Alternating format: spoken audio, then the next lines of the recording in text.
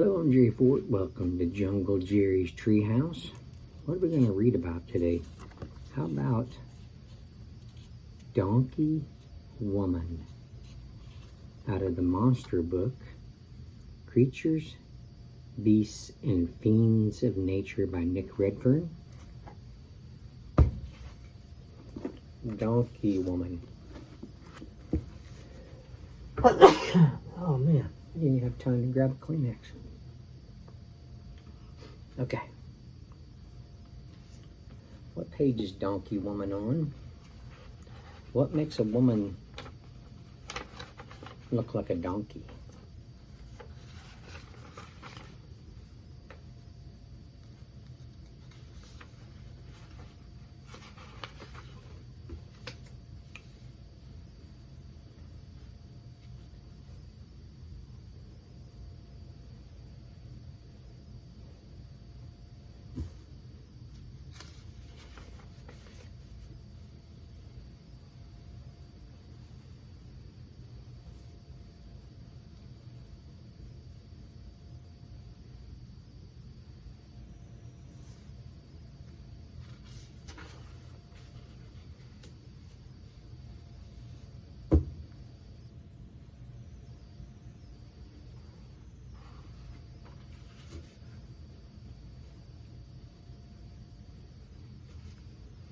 How do I miss it? I'm going through it looking for the D's.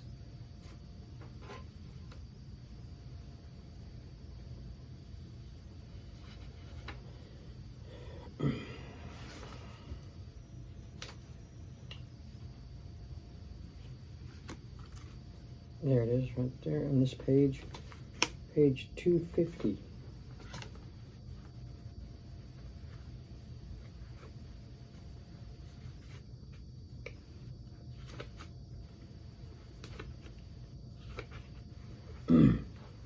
Donkey Woman.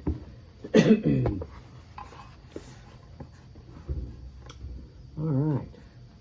Her name might sound somewhat comical.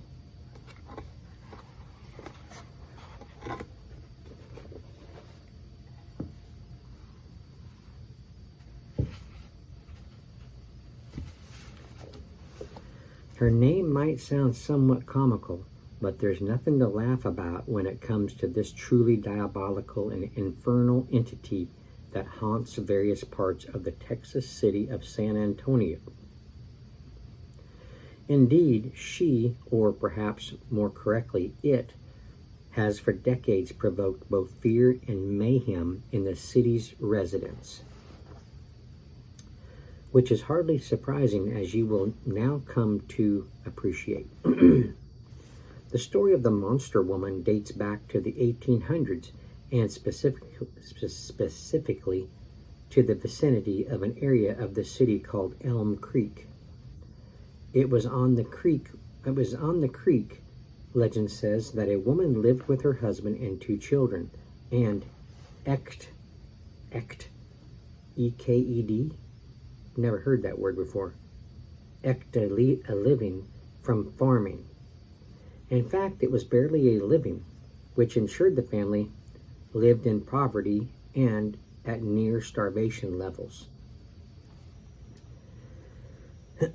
As fate would unfortunately have it, on one particular day, a man on horseback appeared near the family's property. He was a young man, the son of a rich landowner in the area, and someone with the cruel propensity for torturing animals. And when he saw the family's solitary mule standing all alone in a particular field, he decided to embark on a bit of what he, in his warped state, termed fun. That's to say, he proceeded to violently beat the poor defenseless animal. It was only the loud cries of the mule that saved its life. Its owners came running to see what was going on and were confronted by the man attacking the mule. Not surprisingly, they tried to beat the man away, which they did by throwing stones at him, some of which were right on target. The man cursed both husband and wife, swearing to get even with them. It was a curse that soon came tragically to life. Later that night, a posse, led by the man himself, stealthily crept up on the family home and set it ablaze. In moments, the house was engulfed in flames and terror overwhelmed all four. The owner of the house tried to distract the group so his wife and children could escape, but it was to no avail. He was shot and killed, and his children were burned alive. That's sad. His wife was terribly burned. Her fingers were burned down to charred stumps. Her entire body was blackened, and her face was dreadfully disfigured, to the extent that her face appeared to have semi-melted and took on elongated, donkey-like proportions. Hence her name. Crazed in agony and hideously burned, she fled the house and threw herself into the waters below nearby Elm Creek Bridge. She vanished under the water as the farmhouse continued to burn, ominously lighting up the dark night sky. She was never seen again. Or was she? On more than a few occasions, and right up to modern times, people crossing the bridge, whether walking or in vehicles, have heard terrible shrieks coming from the waters below and from within the surrounding woods. A vile wailing she-monster with long and lank hair, dressed in rags and with her skin peeling off, has reportedly jumped onto the cars of terrified drivers, and on more than a few occasions.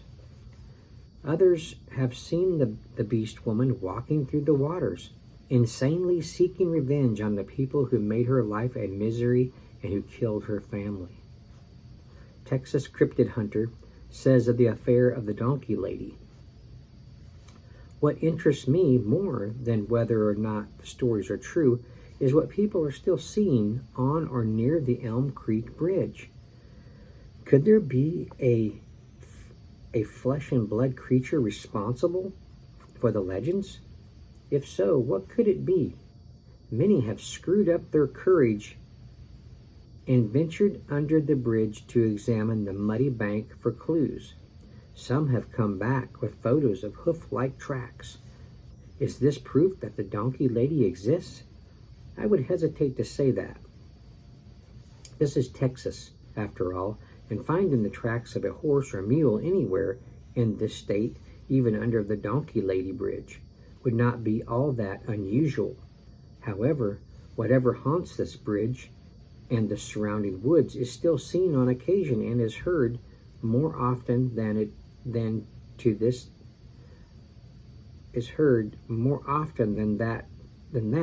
this very day." Donkey woman. There you go. That's a story from the Monster Book, Creatures, Beasts, and Fiends of Nature by Nick Redfern.